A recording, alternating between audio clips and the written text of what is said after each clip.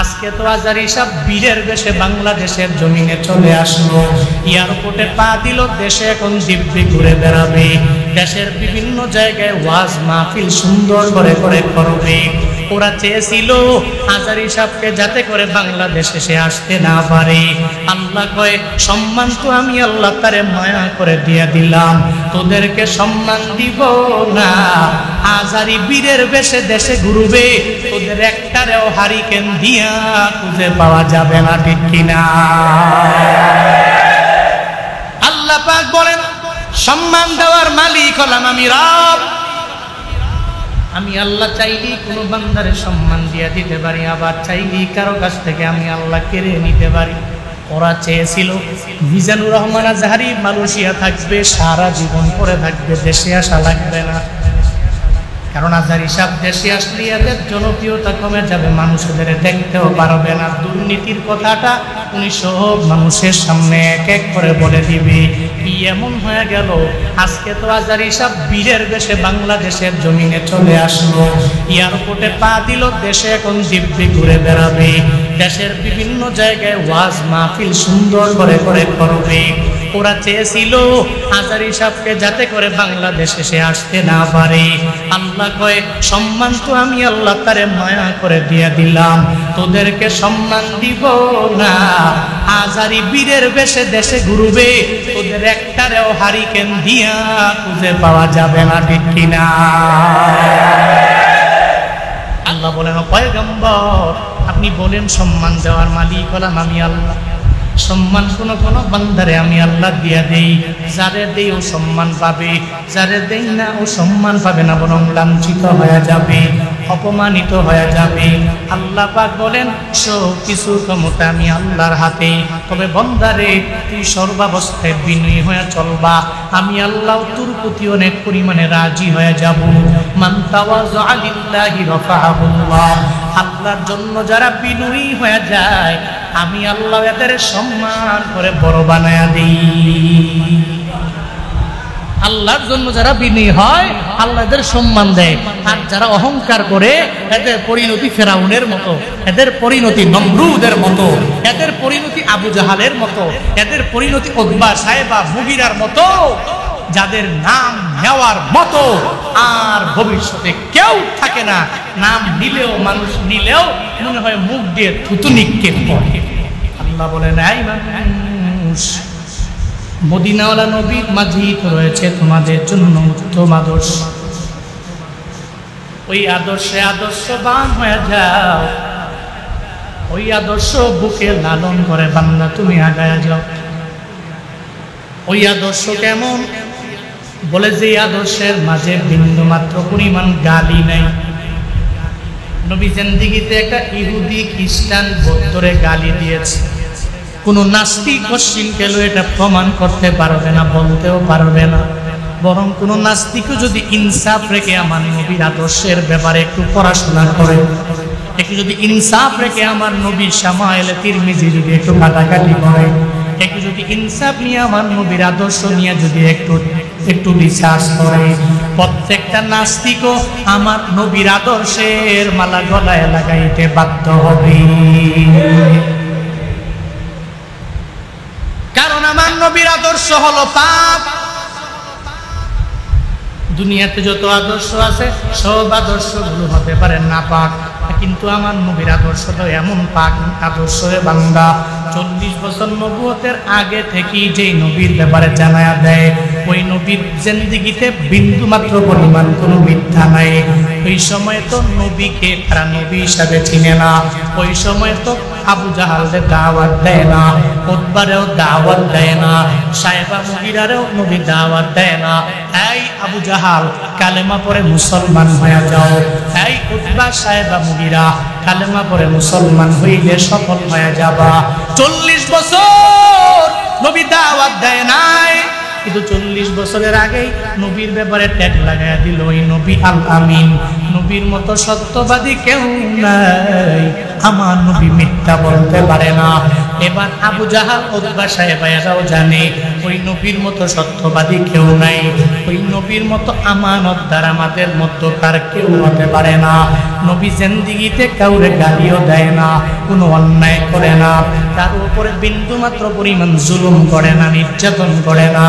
ওই নবীর আদর্শের মালা যদি কোনো বান্দা গলায় লাগায়, ও তো গালি দিতে পারবে না, ও তো মিথ্যা বলতে পারবে না, ও তো আমানতের খেয়ানত করতে পারবে না। নবীর আদর্শের মালা যদি আমরা সমন্বয়কেরাও যদি গলায় লাগাইতে পারে, তাহলে কশিনকালেও আগের সরকারের মতো কাজ করতে পারবে না, ঠিক কিনা? নবীর আদর্শের মালা যদি কোনো লিডার যদি গায়ে লাগায়, কশিনকালেও ওই নেতা রডের বদলে রাস্তায় বাস দিতে পারবে না, ঠিক কিনা? কারণ ও বড় আমানতদার হয়ে যাবে। আর যারা নবীর আদর্শ নিয়ে ঘুরে, ওরা তো আমানতদার হবে, ওরা আমিন হবে, ওরা খায়েন হবে না, ওরা আমানতের খেয়ানত করবে না, ওয়াদা করে ওয়াদা খেলাফ করবে না, ওরা কথায় কথায় গালি দিবে না, কথায় কথায় মিথ্যা কথা ওরা বলবে না, বরং এদের মাঝে মুমিনের গুণাবলীগুলো থাকবে। মুনাফিকের নেফাকি যে আলামতগুলো এদের মাঝে পাওয়া যাবে না। ও বান্দারা, আল্লাহ এটাই জানায়া দেন, নবীর আদর্শের মাঝে তোমাদের জন্য রয়েছে উত্তম আদর্শ। আমার নবীকে ফলো করে নাও, তাহলে তুমিও আদর্শে আদর্শবান হয়ে যেতে পারবা। আমার নবীকে ফলো করলো আবু বকর, বড় দামি হয়ে গেল। আমার নবীকে ফলো করলো ওমর, বড় দামি হয়ে গেল। আমার নবীকে ফলো করলো ওসমান, বড় দামি হয়ে গেল। আমার নবীকে ফলো করলো আলী, বড় দামি হয়ে গেল। আমার নবীকে ফলো করলো সাহাবায়ে কেরাম, এরাও অনেক পরিমাণে বান্দা দামি হয়ে গেল। আমি জুনায়েদ আল হাবিবও যদি আমার নবীকে ফলো করে চলি, আল্লাহ আমারে বড় দামি বানায়া দিবে। আপনি শ্রোতা, নবীরে ফলো করলে, নবীর আদর্শ মানলে, আল্লাহ আপনারে বড় মায়া করে বড় দামি বানায়া দিবে। এক কথায়, নবীর আদর্শ যারা মানে, এরা দামি ঘোষণা আমার না, ঘোষণা কা। আল্লাহকে পাওয়ার জন্য নবীর আদর্শ মানা জরুরি। নবীর আদর্শের মালা গলায় লাগাও। ওই আদর্শের মালা যেই বান্দা গলায় লাগাইছে, দামি হয়ে গেছে। দেখছো না, ওমরে ফারুকে আজম আমার নবীর গর্দান আনার জন্য রওয়ানা। নবীর গর্দান আনবে দূরের কথা, বরং নবীর হাতে কালিমা পড়ে এত দামি মুসলমান হয়ে গেল। দুনিয়াতে যারা জান্নাতের সার্টিফিকেট পাইছে 10 জন, এদের মধ্যে হযরতে ওমরে ফারুক কয় নাম্বার? বলেন না, কয় নাম্বার? সন্দেহ আছে কোনো? আশারায়ে মুবাশশারা 10 জন সাহাবা দুনিয়াতেই যারা জান্নাতের সার্টিফিকেট পাইছে, এদের মধ্যে হযরতে ওমরে ফারুক 2 নাম্বার। লোকটা ছিল কই? গেছে কই? সুবহানাল্লাহ পড়ে না। লোকটা ছিল কই? লোকটা গেল কই? কালেমার আগে ওমর ছিলেন জাহান্নামের কিনারায়, কালেমা পরে হয়ে গেছে জান্নাতের মালিক। যেই ওমরে ফারুকে আজম বড় দামি হয়ে গেছে নবীর আদর্শের কারণে, নবীর আদর্শের মালা গলায় লাগায় বড় দামি হয়ে গেল ওমর। কেন হয়েছে? নবী তো ওমরে ধমক দেয় না, নবী আল্লাহর কাছে দোয়া করেছে, মালিক ওমরকে তুমি ইসলামের ছায়া তলে এনে দাও। ওমরে ফারুক নবীর হাতে কালেমা পড়ে মুসলমান হয়ে জান্নাতি হয়ে গেল। শুধু তাই না রে বাবা, কত ইহুদি বেঈমানেরাও আমার নবীর হাতে কালেমা পড়ে মুসলমান হয়েছে। আমার নবীর আদর্শের কারণে সম্ভব হয়ে গেল। একটা ঘটনা বলি, অনেকেই ঘটনা ব্যাপারে জানেন, এরপরেও বান্দা বলি। রাহমাতুল লিল আলামিনের ঘরের মধ্যে 3 দিন হয়ে গেল খাবার নাই। হাসান হুসাইনের পেটের মধ্যেও খাবার নাই। নবীর নাতিদেরকে এত পরিমাণে মহব্বত করে, এত পরিমাণে ভালোবাসে। হাসান যায় নবীর কাঁধে ওঠে, আবার হুসাইন যাইয়া নবীর কাঁধে ওঠে। একবারের জন্য নবীর ধমক দেয় না। সেই নবীরে না বানাইলে আল্লাহ দুনিয়ার কোনো কুল কায়নাত তো আমার মাওলা বানাইতো না। ওই নবীর কাঁধে ওইটা নাতিরা দুষ্টামি করে, মজা করে, আনন্দ করে। নবী নবী ধমক দেয় না, বরং রাহমাতুল লিল আলামিন নাতিদেরকে নিয়ে নিয়ে বিভিন্ন জায়গায় যায়, এদেরকে এত পরিমাণে প্রায়োরিটি দেয়। রাহমাতুল লিল আলামিন হঠাৎ করে শুনতে পেল আমার ঘরের মধ্যে খানা নাই, হাসান হুসাইনের পেটের ভিতরেও খানা নাই।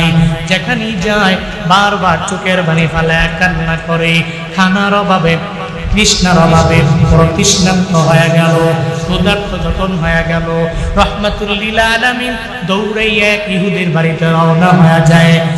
যা বলে, ও ইহুদি রে, তোমার বাড়িতে কাজ আছে, নিয়ে আমায় দাও, আমি তোমার বাড়িতে একটু কাজ করব। ওই কাজের বদৌলতে আমার যে উপঢৌকন দিয়া দিবা, ওই উপঢৌকন লইয়া আমি আমার নাতির কাছে দিয়া দিব। আমার নাতিদের পেটে খাবার নাই, আমি নবীর পেটেও খাবার নাই। আমাকে তুমি তোমার বাড়িতে কাজের লোক হিসাবে রেখে দাও, যেই কাজ করবা কাজের বিনিময়ে আমারে দিয়া দিবা, আমি এই বিনিময়ে নিয়ে তোমার বাড়ি থেকে বের হয়ে যাব। ইহুদি ডেকে বলেন, ও সুদর্শন যুবক, আপনার চেহারা বড় সুন্দর, এই সুন্দর চেহারার অধিকারী হইয়া মনে হয় আপনি সম্ভ্রান্ত পরিবারের মানুষ। আমার বাড়িতে কাজ করার জন্য আপনি চলে আসলেন, আমি আপনারে চিনি না, আপনার পরিচয় কি আমাকে দেওয়া লাগবে? মুহাম্মদ পয়গম্বর আমার মদিনাওয়ালা নবী জানায়া দেয়, আমি পরিচয় দিব না, তোমার বাড়িতে কোনো কাজ আসেনি, আমারে দাও, আমি ওই কাজটা করে এরপরে বিনিময়ে নিয়ে আমার নাতিদের কাছে যাব।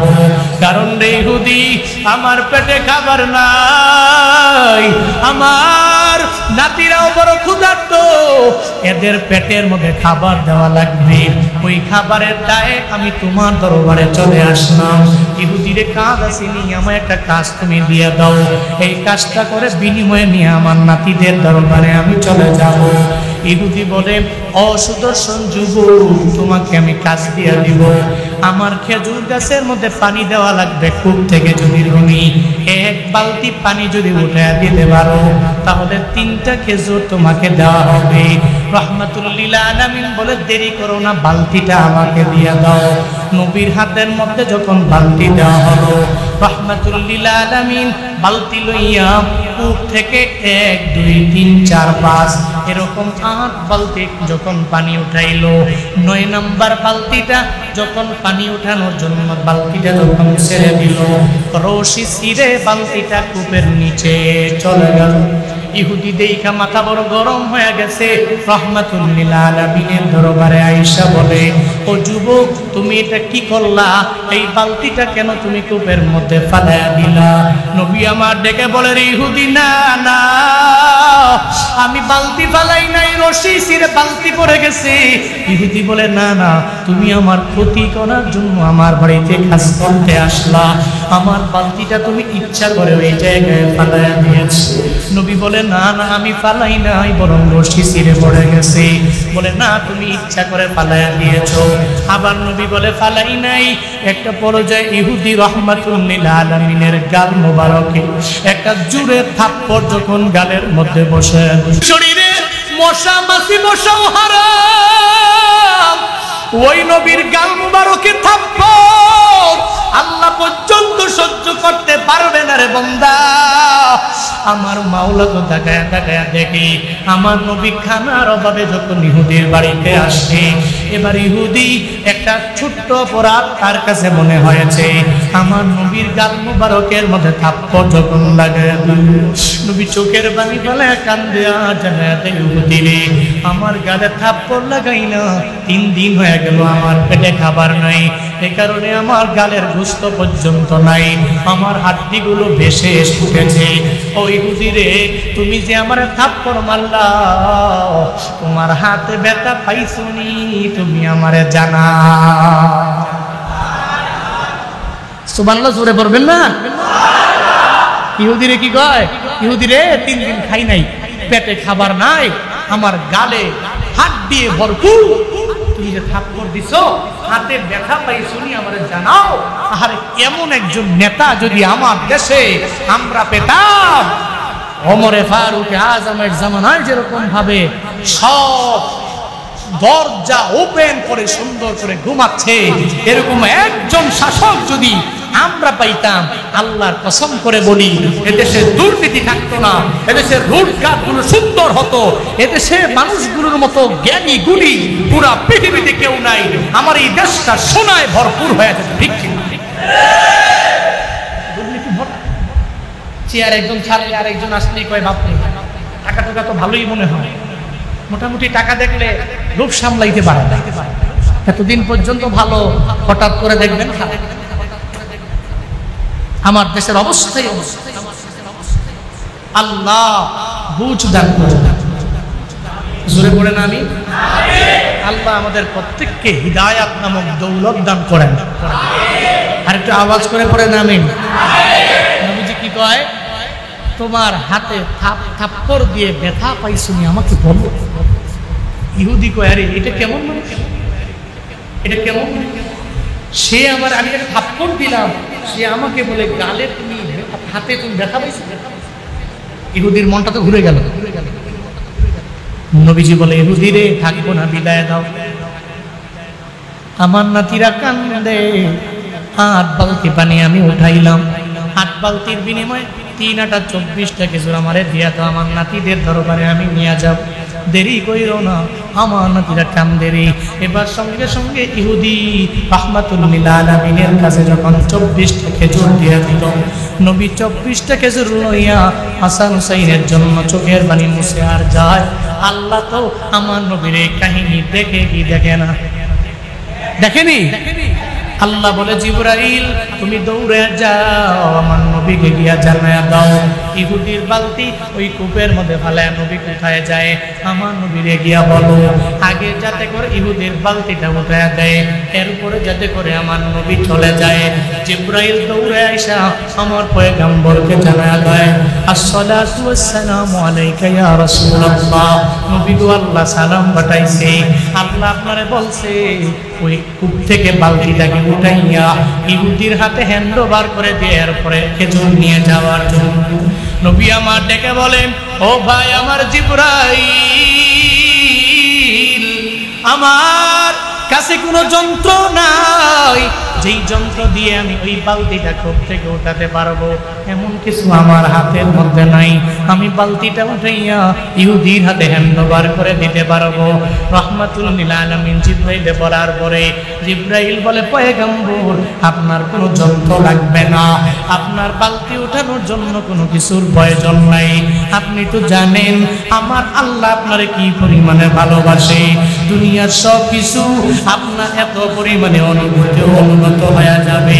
দুনিয়ার বাঘেরাও আপনারে চিনে, দুনিয়ার সিংহেরাও তো আপনারে চিনে, দুনিয়ার হরিণেরাও তো আপনারে পরিপূর্ণ চিনে, দুনিয়ার উটেরাও চিনে, দুনিয়ার সব মাখলুকেরা নবী আপনারে ভালো করে চিনে। নবী গো লাগবে না, চলেন চলেন আমার সাথে চলেন। রাহমাতুল লিল আলামিন ইহুদির কূপে যায় বলে আল্লাহ পাক জিবরাইলকে শিখায়া দিয়েছে এই জিবরাইল আমার নবীরে জানায়া দিবা, শিখায়া দিবা। নবী যদি শুধুমাত্র কূপের দরবারে যায়, যদি কূপের সামনে যায় যদি হাতটা পারিটা এভাবে বলতে পারে বালতি রে আমার হাতের মধ্যে তুই চলে আয়, নবী বলতে দেরি হবে, বালতিটা নবীর হাতে আসতে দেরি হবে না। আমার নবীর কোনো যন্ত্র লাগবে না, কোনো কিছুর প্রয়োজন নাই, কোনো কিছু আমার নবীর লাগবে না। নবী শুধু হাতটা বাড়াবে, আল্লাহ পাকের উসিলা দিয়া ডাকতে দেরি আমার নবীর হাতে আসতে দেরি হবে না। জিবরাইল নবীকে নিয়ে রওনা। রাহমাতুল লিল আলামিন ইহুদির দায়িকা বলে রে ইহুদি তোমার কূপের সামনে তুমি দাঁড়াও। সঙ্গে সঙ্গে নবী হাত মুবারক দিয়ে ভাবে বলতে দেরি বালতি রে আমার হাতে আয়, বলতে দেরি নবীর হাতে আসতে দেরি হয় না। বালতিটা নবীর হাতের মধ্যে চলে আসলো। নবী ইহুদিরা বলে ইহুদি বালতি ধরো, তোমার বালতি তোমারে দিয়া দিল। রাহমাতুল লিল আলামিন বালতিটা ইহুদির হাতের মধ্যে দেওয়ার পরে ইহুদি তো এবার আরো হতবাক হয়ে গেল। আরো আশ্চর্যান্বিত হয়ে গেল। হায় রে, কি মানুষের গালের মধ্যে আমি থাপ্পড় লাগাই দিলাম। এখন একটা মনের মধ্যে প্রশ্ন জাগতে পারে, একটা আজীব প্রশ্ন, হুজুর বালতি কেমনে নবীর কথা শুনে? বালতি তো কথা বলতে পারে না, বালতির তো জবান নাই, বালতি নবীর কথা কেমনে শুনলো? নবী বলার পরে সঙ্গে সঙ্গে বালতি কেন নবীর হাতের মধ্যে চলে আসলো? বন্দারে, যদি বালতি নবীর কথা না শুনে, তাহলে মৃত খেজুর গাছ কেমনে আমার নবীর কথা শুনে? আমার নবীর জন্য কেন চোখের পানি ফালায়া ফালায়া কান্না করে? উস্তুনে হান্নানা একটা মৃত খেজুর গাছের নাম। মক্কা মদিনায় উমরা করার জন্য যারা যায়, ওরা অনেকে যায়, অনেকে যেতে চায় না, পারে ওরা যেতে চায় না। এখন থেকে নিয়ত করে নাও, উমরা করার জন্য যদি কেউ মক্কা মদিনায় যাও, বাবারে নিয়ত করো, ওখানে যাওয়ার পরে ওই উস্তুনে হান্নানা গাছটা যেখানে দাফন করা, ওখানে যাওয়া লাগবে। ওই উস্তুনে হান্নানার ঘটনাটা একটু সংক্ষিপ্ত করে বলি। উস্তুনে হান্নানা হলো এমন একটা মৃত খেজুর গাছের নাম, যেই খেজুরের গাছের ভিতরে রাহমাতুল লিল আলামিন তার পিঠ মুবারকে হেলান দিয়া নবী বয়ান করতেন, নবী খুতবা দিতেন। মসজিদে নববীর মিম্বারটা তখন হয় নাই। যেদিন মসজিদে নববীর মিম্বারটা হয়ে গেল, নবী খুতবা দেওয়ার জন্য যখন মিম্বারে উঠছে রে, নবী শুনে কে যেন চোখের পানি ফালায়া ফালায়া কান্না করল, কে যেন ফুপিয়ে কে যেন কান্না করল। নবী আমার ডেকে বলেন, ও সাহাবায়ে কেরাম, কে আমার সামনে চোখের পানি ফালায়া তোমরা কান্না করো? সাহাবীরা বলে, পয়গম্বর, আমরা তো আর কান্না করি না, কান্না করলে তো চোখ দিয়ে বেয়ে পানি পড়ার কথা। নবী গো, আপনার সামনে পাইলে আর চোখের পানি ফালায়া কান্না করার মানেই হয় না। আপনার চেহারা মুবারক দেখলে আমাদের সব বিপদ দূরীভূত হয়ে যায়, আমাদের সব মুসিবত দূরীভূত হয়ে যায়, আমাদের ভিতরে যত যন্ত্রণা, যত কল্পনা, সব ধুলায় মিশে যায়। নবী, আপনার চেহারা মুবারক দেখলে তো আমরা কান্না করতে পারি না। নবী আমার ডেকে বলে, তাহলে ফুপিয়ে কি কান্না করি? ও সাহাবায়ে কেরাম, আমার আর বুঝার বাকি নাই, আমি বুঝতে পেরেছি কে ফুপিয়ে কান্না করে রে। বলে, কান্না করে আমার মৃত খেজুর গাছ। উস্তুনে হান্নানা চোখের পানি ফালায় কান্না করে। উস্তুনে হান্নানা নবী ডাকলো, এই মৃত খেজুর গাছ, আয় আমি নবীর সামনে আয়, তুই ফুপিয়ে কেন কান্না করো, তুই আমারে জানাও। উস্তুনে হান্নানা বলে, পয়গম্বর, আপনার মিম্বর হওয়ার আগে আপনার পিঠ মুবারক আমার বডির মধ্যে লাগতো, আমার পুরো জীবনটা ধন্য হয়ে গেছে। নবী গো, আপনার পিঠ মুবারক আমার গায়ের মধ্যে লাগার কারণে, কিন্তু আজকে তো আপনার পিঠ মুবারক আমার গায়ের মধ্যে আর লাগে না, এই জন্য আমি চোখের পানি ফালায়া ফুপায়া কান্না করি। নবী আমার ডেকে বলেন, ও উস্তুনে হান্নানা, আর কান্না করা লাগবে না রে উস্তুনে হান্নানা, আমি তোমার জন্য একটা দোয়া করে দিব, তুমি খুশি হয়ে যাবা, তাহলে আমার চোখ দিয়ে তোমার পানি বেয়ে পড়বে না। উস্তুনে হান্নানা বলে, নবী গো, কি দোয়া বলেন? নবী ডেকে বলেন, উস্তুনে হান্নানা রে, এতদিন পর্যন্ত তুমি মৃত খেজুর গাছ ছিলা, আজকে থেকে মৃত থাকবা না, আমি নবী দোয়া করে দিব, তুমি একটা জীবিত খেজুর গাছ তুমি হয়ে যাবা।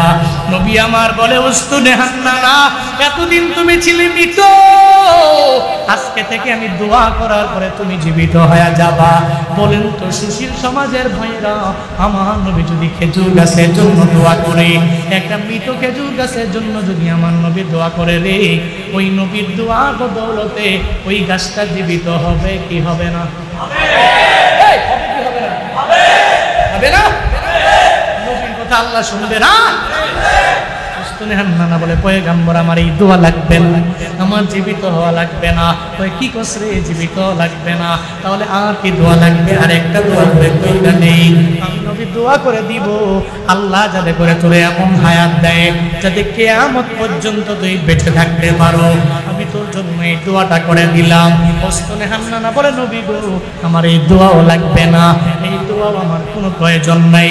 শুধু তাই না, রাহমাতুল লিল আলামিন আবার বলে, ও উস্তুনে হান্নানা, আমি তোমার জন্য দোয়া করে দিলাম, 12 মাস একটা না তোমার শরীরের মধ্যে খেজুর হবে, তোমার গাছের মধ্যে খেজুর হবে, অন্য কোনো গাছের মধ্যে তো 12 মাস খেজুর হয় না।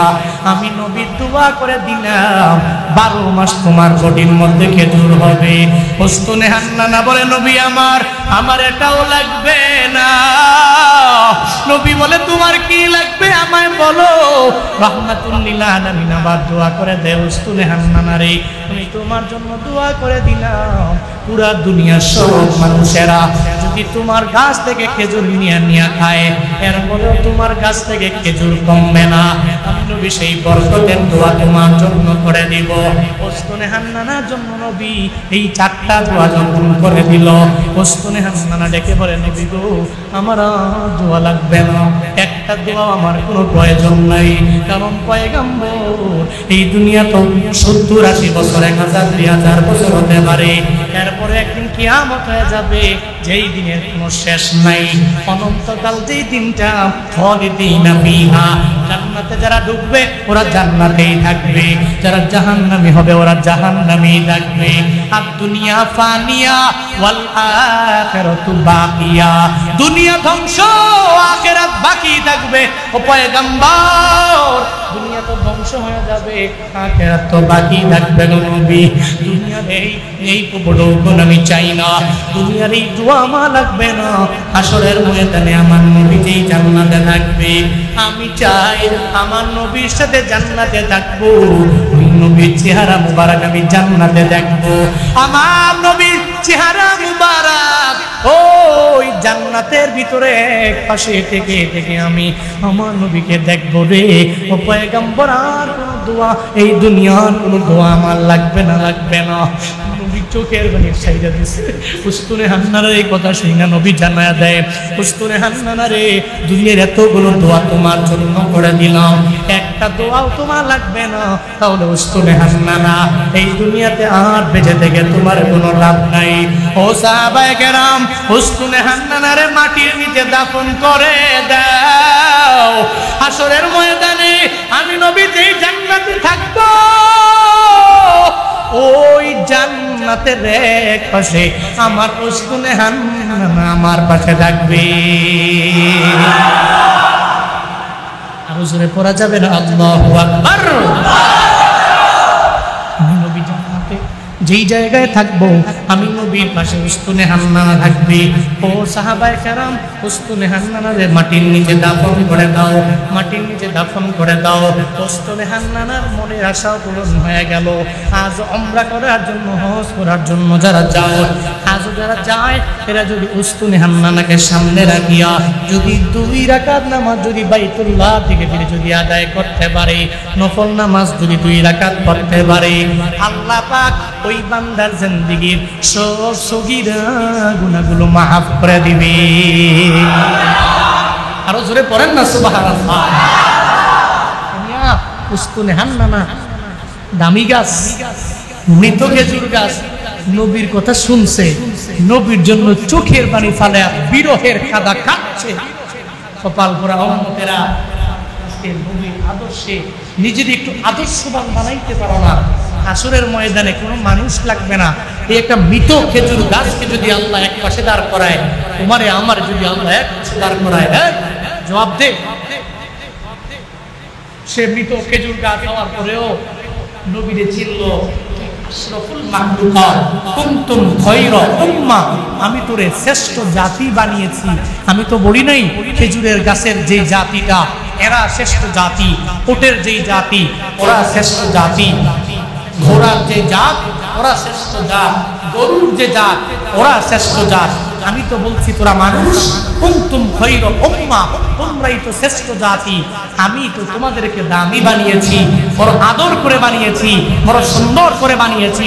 ওয়াত্তিন ওয়াজ-যাইতুন ওয়া তুরি সিনিন ওয়া হাযাল বালাদিল আমিন লাকাদ খালাকনাল ইনসান ফি আহসানি তাকওয়িম। আল্লাহ পাক 3 আয়াতে 4টা কসম খায় আল্লাহ বলে, আমি আল্লাহ মানুষকে বড় সুন্দর অবয়ব দিয়ে বানিয়েছি।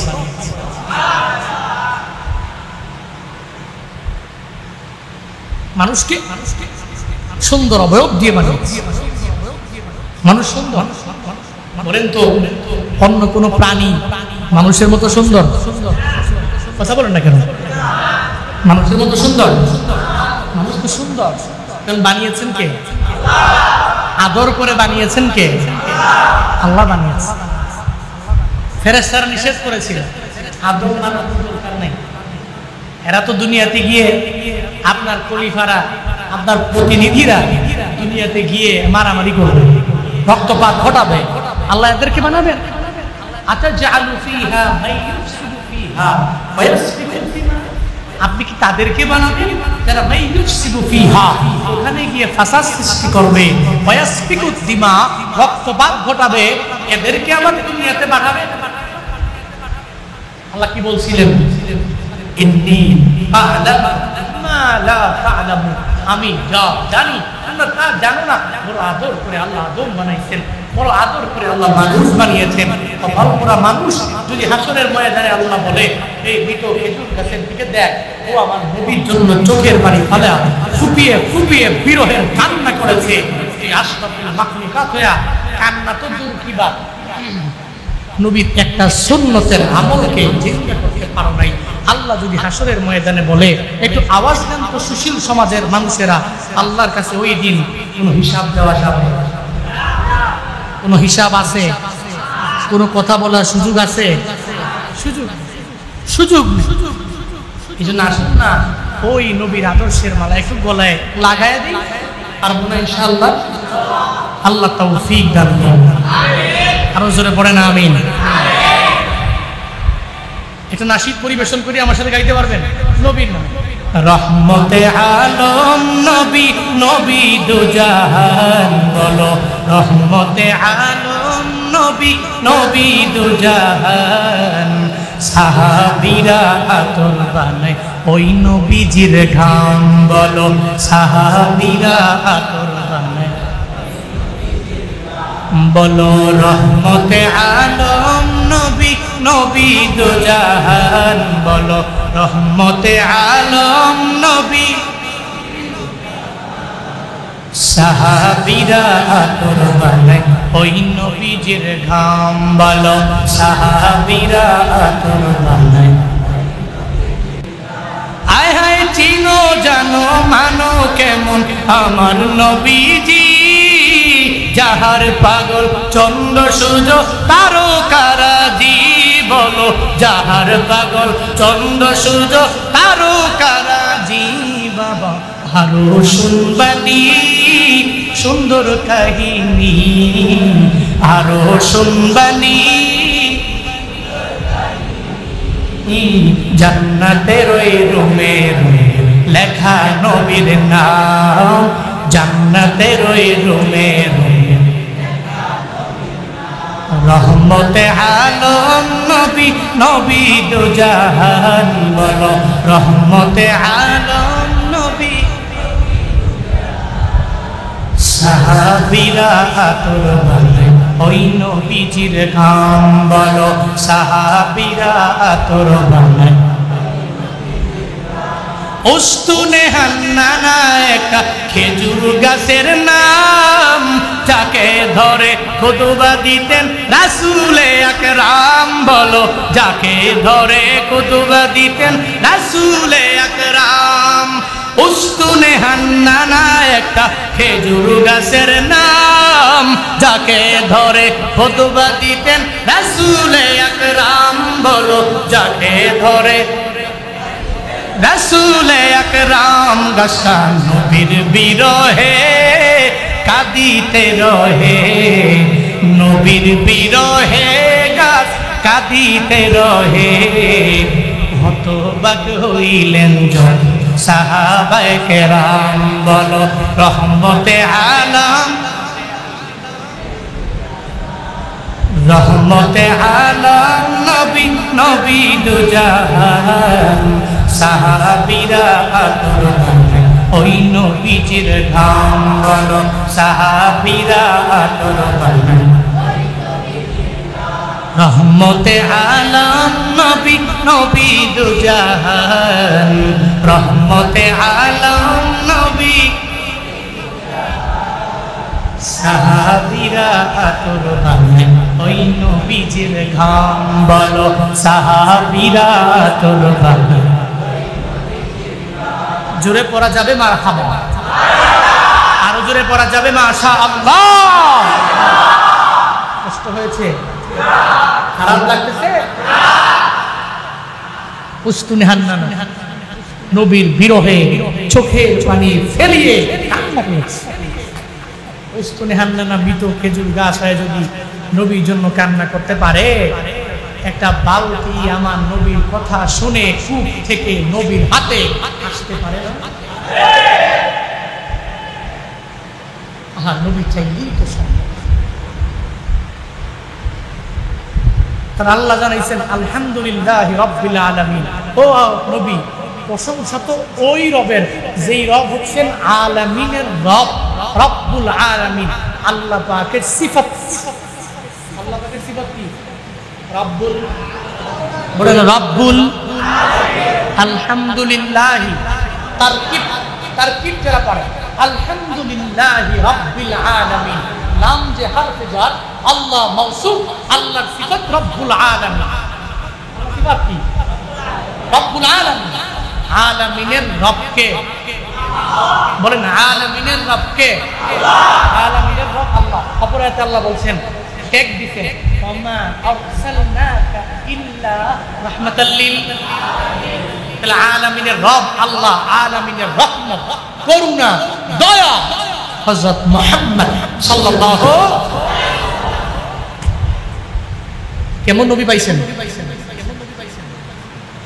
আলামে আরওয়াহের ভিতরে আল্লাহর কাছে অ্যাপ্লিকেশন করা লাগছে আল্লাহরে বলছেন আল্লাহ আখিরি জামানায় পাঠাইও বলছেন আল্লাহরে বলছেন আল্লাহ মুহাম্মদ সাল্লাল্লাহু আলাইহি ওয়াসাল্লামের উম্মত করে পাঠিও বলছেন কথা বলেন কেন বলছেন বলেন আল্লাহ আপনারে আমারে মায়া করে পাঠাইছে তো কপাল পোড়ারা এত দামি নবী পায়া এরপরেও নবীর আদর্শের মালা গলায় লাগায়া গলায় ঝুলায়া চলতে পারছে আফসোস আল্লাহ আমাদের প্রত্যেককে সঠিক সমাজ সঠিক বুঝ দান করে সকলে পড়ি আমিন একটু জোরে পড়েন আমিন বালতিটা নবীজি বলে ইহুদি ধরো এই যে তোমার বালতি যেই বালতির জন্য আমি নবীর গায়েও তুমি হাত তুলেছ ধরো এই তোমার বালতি আমি তোমার কাছে দিয়ে দিচ্ছি ইহুদির দরবার থেকে নবী বিদায় নিয়ে যখন রওনা হয়ে যায় হাসান হুসাইন কান্দে রে পেটের ক্ষুধার যন্ত্রণায় কান্দে নবী দৌড়ায় যায় ওই 24টাকে ঝুলে নবী যায় ইহুদি মনে মনে চিন্তা ভাবনা করে এমন একটা মানুষের গালের ভিতরে আমি থাপ্পড় লাগাইয়া দিলাম রে এই মানুষটা দুনিয়ার কোনো সাধারণ মানুষ হতে পারে না ওনার আচরণের মাধ্যমে যা বুঝলাম উনি সাধারণ কোনো মানুষ না আমি তো ওনার ব্যাপারে শুনেছি ওনার ব্যাপারে পড়েছি উনি কেউ হতে পারে না একমাত্র মুহাম্মদ সাল্লাল্লাহু আলাইহি ওয়াসাল্লাম ছাড়া উনি আখিরি জামানার পয়গম্বর হতে পারে অন্য কেউ উনি হতে পারে না ইহুদি এবার মনে মনে আফসোস করে হায় রে এমন একটা লোকের গালের মধ্যে আমি থাপ্পড় লাগাইয়া দিলাম এমন একটা লোকের গালের মধ্যে আমি থাপ্পড় লাগাইয়া দিলাম আমার কাজটা ভালো হয় নাই আফসোস করতে করতে একটা পর্যায়ে যেই হাত দিয়ে আমার নবীর গালে থাপ্পড় লাগাইছে ওই হাতটাকে সঙ্গে সঙ্গে কোপ দিয়া আলাদা করে কবজি থেকে আলাদা করে জমিনে ফালাইয়া দিয়েছে হাতটা লাফালাফি করে ইহুদি ওই রক্তগুলো বন্ধ করার জন্য রক্তগুলোকে চাপ দিয়ে ধরে রাখে ওই ব্যবসায়ীরা বণিকেরা ইহুদির পাশ দিয়ে যখন গমন করে করে যায় ব্যবসায়ীরা বলে ইহুদি রে তোমার হাতের এমন অবস্থা কেন কে তোমার হাতটাকে এভাবে আলাদা করে দিল ইহুদি দেখে বলে ব্যবসায়ীরা রে আমি নিজে করেছি আমি নিজে করেছি দুনিয়ার কেউ আমার হাতটাকে আমার কবজি থেকে আলাদা করে নাই বরং আমি নিজে কূপ দিয়ে জমিনের মধ্যে ফালাইয়া দিয়েছি কেন রে কোনো মানুষ তো বুঝে শুনে পাগল হলেও তো এই কাজ তো কঠিন করেও করতে পারে না ইহুদি ডেকে বলেন ও ব্যবসায়ীরা না না আমি আমার এই হাতে এমন একটা আমি মানুষ ওই দামি মানুষের গালের ভিতরে আমি থাপ্পড় লাগাইয়া দিলাম রে আমি এমন বড় অপরাধী, শুধুমাত্র হাত না, পুরো বডিটাও যদি আমি নিজে টুকরা টুকরা টুকরা টুকরা করে কেটে ফেলি, এরপরে আমার এই অপরাধের পশ্চিমকালেও ক্ষমা আমি নিজেকে নিজেই করতে পারবো না। অপরাধটা কি বড় না ছোট? বড় না, অপরাধ না বড় না ছোট? নিজের অপরাধ নিজেই ভাবতে যায়। করলাম কি, কি কারণে করছে জানেন? নবীর আচরণের কারণে। ব্যবহার, আচরণ। আরে কেমন মানুষ! আমি ওনাকে মারলাম, উনি আমারে প্রথমবার বললো হাতে ব্যথা পাইছি, উনি আমাকে বলল। আবার মারার পরে উনি চলে গেল। আবার আইসা বালতিটা কোনো কিছু ছাড়া ওই দা ওঠেন সাপো উঠে ফেললো, উঠে আমার কাছে হ্যান্ড ওভার করে দিয়ে চলে গেল। আরে কি আজীব মানুষ! এই যে একটা আফসোস, ইহুদি বলে শুধু হাত কেন, আমার পুরো বডিটাও যদি আমি টুকরো টুকরো করে কেটে ফেলি, এরপর ওই অপরাধকে ক্ষমা করা আমার দ্বারা হবে না, হবে না। ইহুদি বলে আমার কাছে এটা না বইলে আমার আগে জানায়া দাও, নবী মুহাম্মদ কোথায়? নবী মুহাম্মদের দরবারে আমার যাওয়া লাগবে, ওই নবীর কাছে যাইয়া আমার একটু ক্ষমা চাওয়া লাগবে। আমি যে অন্যায় করলাম, যে অপরাধ করলাম, এই অপরাধ আমার দ্বারা হয় না। আমি এত অন্যায় করেছি, আমি ওনার উপরে জুলুম করে ফেললাম, নির্যাতন করে ফেললাম রে। সাবধান, তোমরা অন্য আর একটা কথা না বলে ওই নবীর সন্ধান আমাকে দাও, আমি ওই নবীর দরবারে হাজির হয়ে যাব। এবার ওই ব্যবসায়ীরা নবীর সন্ধান যখন দিয়া দেয়, ইহুদি হাতটাকে সঙ্গে করে লইয়া আমার মদিনাওয়ালা নবীর দরবারে যায়। নবীকে যে ডাকে, ও পয়গম্বর একটু আপনি তাকায় দেখেন আমি কে এসেছি। নবী তাকায় দেখে রে ইহুদি আমার নবীর পেছনে গিয়া দাঁড়ানো। সুবহানাল্লাহ, বাড়ি যায় কোয়েন, বাড়ি যায় কোয়েন। নবী তাকায় দে ইহুদি পেছনে দাঁড়ানো। আর ইহুদি তুমি এনে কে? আবার তোমার হাত কাটা কেন? নবী তো মনের ভিতরে ওটা রাখেই নাই, যে আমাকে থাপ্পড় মেরেছে এটা মনের ভিতরে রাখে নাই। এটাই লিডার, এটাই নেতা, এটাই মহান চরিত্রের অধিকারী। বলেন আল্লাহু আকবার। এই যে বন্ধু বান্ধব যারা আছে না, ওই যে ওই পারে গেছে অথবা ওই পাড়ায় গেছে, যাওয়ার পরে একজনে মারছে, তো মনে রাখিস তুই আমার থাপ্পড় দিছ, আমার সার্কেল জানো, এখনই ফোন দিব আমি, 20টা বাইক দিয়ে আমার বন্ধুরা উঠায় নিয়ে যাবে।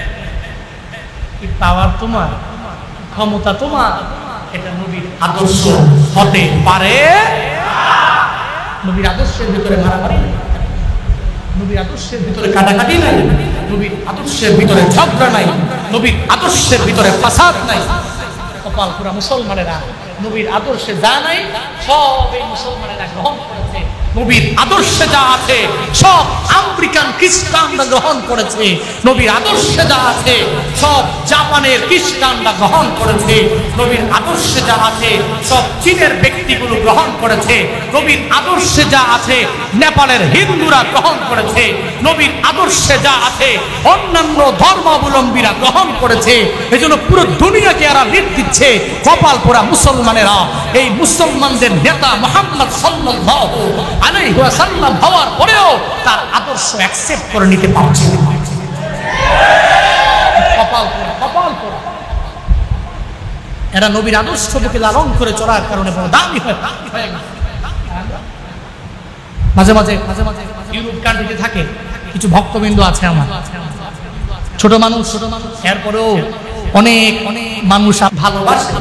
হোয়াটসঅ্যাপে মেসেজ, ভরপুর মেসেজ, হুজুর আপনার বয়ান শুনে নামাজ পড়ি, রোজা রাখি, মা বাবার খেদমত করি, ভালো করে চলার জন্য ট্রাই করি। এরকম অনেকগুলো মানুষ আছে যারা নিয়মিত আমার সাথে কথা বলে থাকে ইউরোপ কান্ট্রিতে। হুজুর এখানকার মানুষদের শুধুমাত্র দিন নাই, শুধু লা ইলাহা ইল্লাল্লাহ মুহাম্মাদুর রাসূলুল্লাহ সাল্লাল্লাহু আলাইহি ওয়াসাল্লাম এই কালিমাটা শুধুমাত্র অন্তরে লালন করে নাই, এছাড়া নবীর আদর্শে যা আছে প্রায় অনেকগুলো আদর্শ এরা লালন করে চলে। এরা জিন্দেগিতে ওয়াদা করে খেলাফ করে না। সময়টাকে এত পরিমাণে গুরুত্ব দেয়, এত পরিমাণে প্রায়োরিটি দেয়। আপনি দেখেন সৌদি আরবে, আমার দেশের অধিকাংশ মানুষ সৌদি আরব প্রবাসী, আমার দেশের অধিকাংশ মানুষগুলো গালফে থাকে, মধ্যপ্রাচ্যের সমস্ত রাষ্ট্রগুলোতে থাকে। এদেরকে জিজ্ঞেস করে যে এরা সময়কে কি পরিমাণে গুরুত্ব দেয়, ওয়াদা করছে ওখানে আসবো, আসে, আমানতের খেয়ামত পড়ে না, মিথ্যা পড়ে না, এরা তো মুসলিম মানলাম। অমুসলিম যারা, এদের কথা আপনাদেরকে বলি, এরা সময়কে মেনটেন করে কি সুন্দর করে এরা চলে, মিথ্যা আশ্রয় নেয় না, ভিতরে হিংসা নাই, গীবত করে না, অহংকার করে না। কপাল পুরা জাতি কি এক চায়ের দোকান পাইলাম, ওখানে গেলেই ওই অমুক পাড়ার হুজুরে কি করছে রে, হুজুরের ব্যাপারে একটু একজনে শুরু করে, আরেকজনে আগুন লাগলে আইসা কই কেরোসিন দেওয়া লাগবে, ঠিক আছে দাও, হ্যাঁ কেরোসিন দিয়া আগুনটা আরেকটু বড় করে, এর মানে গীবত একজনের নামে উঠাইছে, আরেকজনের এর ব্যাপারে আমি আরেকটা জানি, কৌতূহলী তো মজা জমছে, এই চা দে, এরা চা দে, 10টা লাগবে 10টাই দে, এরা চা খাওয়া, এর কাছ থেকে শুনতে হবে গীবত কি মজা। নাউজুবিল্লাহ পড়ে না কি, আমি কি অবাস্তব কথা বলছি? সমাজে একজনে বড় লোক হইছে, ভালো মানুষ, আল্লাহ তারা দামি বানাইছে, হ্যাঁ রে নিয়ে দেখবেন চা দোকানে বাপ লোকের ফুটে, আরে ওর থেকে আনছে বড় লোক হয়ে গেছে, এই হয়ে গেছে সেই। আরে ভাই আপনার আরেকজনকে নিয়ে ভাবার দরকার কি? আপনি নিজের চরকায় নিজের তেল দিন, আগে নিজের চরকায় তেল মারে। আমরা মানুষকে নিয়ে যেই পরিমাণে ভাবি, যদি ওই ভাবাটা নিজেকে নিয়ে ভাবতাম, তাহলে যেই মানুষকে নিয়ে ভাবি তার চাইতেও আরো বেশি সম্মানী এবং দামি হতে পারে। ভাই ঠিক না, ঠিক বলেন না? আমরা মানুষকে নিয়ে ভাবি বেশি, হ্যাঁ কেমনে চলে, দেখতে কেমনে চলে, হা হ্যাঁ 2 তলা বাড়ি কেমনে বানাইছে রে, বুঝলাম না, হ্যাঁ গাড়ি কেমনে কিনছে, হ্যাঁ বাইক কেমনে চালায়। মানে মানুষকে নিয়ে তারা তো চিন্তা ভাবনা, নিজের নিয়ে চিন্তা নেই। আল্লাহ আমাদের প্রত্যেককে সঠিক বুঝদান করুন। আরো জোরে বলেন আমিন। বলতেছিলাম নবীজির পেছনে ইহুদি এসে গেছে। নবী কয় কি ইহুদি, তোমার হাত কাটা কেন? বলো দেখি হাত কাটা কেন? ইহুদি বলে নবী গো, আমি বুঝতে পারি, আমি আপনার গাল মোবারকে থাপ্পড় লাগিয়েছি, আপনাকে চিনতে পারিনি। আমার জীবনের সবচেয়ে বড় ভুল হলো এটা, আমি আপনার মতো মহামানবকে চিনতে পারিনি। নবী আমি আপনার দরবারে এসেছি, আমার একটু ক্ষমা কইরা দেন। নবী বলে ইহুদি রে, যদি ক্ষমা চাও, যদি ক্ষমা নিতে চাও, তাহলে আমার হাতে কালেমা পড়ে এখন মুসলমান হওয়া লাগবে। ইহুদি তো মনে মনে কই, আমি তো নবীর দরবারে আসি কালিমা পড়তে রে, কারণ এতদিন পর্যন্ত যতই মানুষ বলে ওই নবী ভুয়া, আসলে তো নবীটা ভুয়া না। ওই নবী বালতিটাকে সুন্দর করে ইশারা দিল, বালতি হাতের মধ্যে আসলো। ওই নবীর মতো মহামানব কেউ হতে পারে না। ওই নবীর দিলটাতে এত পরিমাণে মায়া, ওই নবীর মতো ভালো কেউ হতে পারে না। ওই নবীর মতো এত মহামানব, এত ভালো মনের অধিকারী এই দুনিয়াতে কেউ হতে পারে না। মনে মনে চিন্তা করে আমিও তো কালেমা পড়ার জন্য নবীর সামনে আসলাম, তবে এই সুযোগে হাতটার একটু ভালো কইরাও তো নিতে পারি। ইহুদি বলে পয়গম্বর, আমার হাতটাকে আমি কবজি আছে এখানে কবজি থেকে আলাদা করে দিলাম, এই হাতটাকে যদি আগের বরাবর যদি আইনা দিতে পারেন, আমি কালেমা পড়ে মুসলমান হয়ে যাব। সুবহানাল্লাহ জোরে বলবেন না? ইহুদি কয় এই সুযোগটা কাজে লাগাই, নবীরে কইয়া দেই, মানে হাতটা জোরে লাগাই দিলে আমি কালেমা পড়ে মুসলমান হয়ে যাবো গা। নবী কয় দাঁড়াও, সবর করো। আল্লাহ জিব্রাইল পাঠায় নবীরে জানায় দেয়, নবী দেরি করছেন কেন? আপনার লালা মুবারকের তো পাওয়ার আছে। সুবহানাল্লাহ, বাড়িতে আপনার লালা মুবারকের পাওয়ার, ক্ষমতা আছে, শক্তি আছে। এই লালা মুবারক দিয়ে দেরি করছেন কেন? একটু হাতটাকে নিয়ে কবজি বরাবর জোড়া লাগায় মুখ থেকে একটু লালা মুবারক নিয়ে একটু লাগায়া দেন না, লাগায়া দিতে দেরি হবে, তার হাতটা জোড়া লাগতে দেরি হবে না। নবী সঙ্গে সঙ্গে লালা মুবারক নিয়ে হাতটাকে সুন্দর করে কবজির সাথে লাগায়া দিছে। এভাবে ইহুদির কয় কি ইহুদি, আর কি হাত ঝুলেনি, হাত পরে যাবে ভাব আসেনি। ইহুদি কয় নবী, আমার আগে আমার হাতে যে শক্তি ছিল এর চাইতে ডাবল ট্রিপল বহু গুণে আমার হাতে শক্তি বৃদ্ধি পেয়েছে।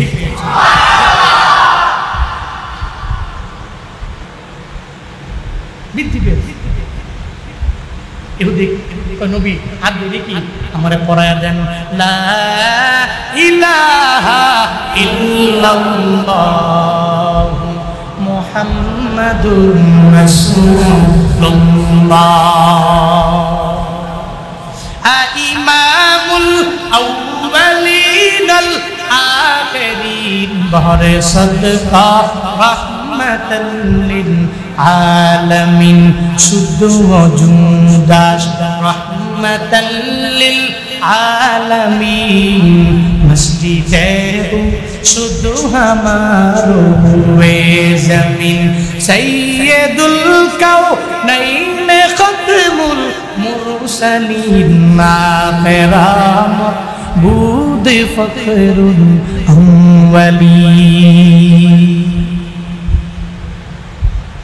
নবীর আদর্শের মালা গলার মধ্যে লাগানো লাগবে, ওই নবীর মতো নেতা হওয়া লাগবে, ওই নবীর মতো মাতবর হওয়া লাগবে।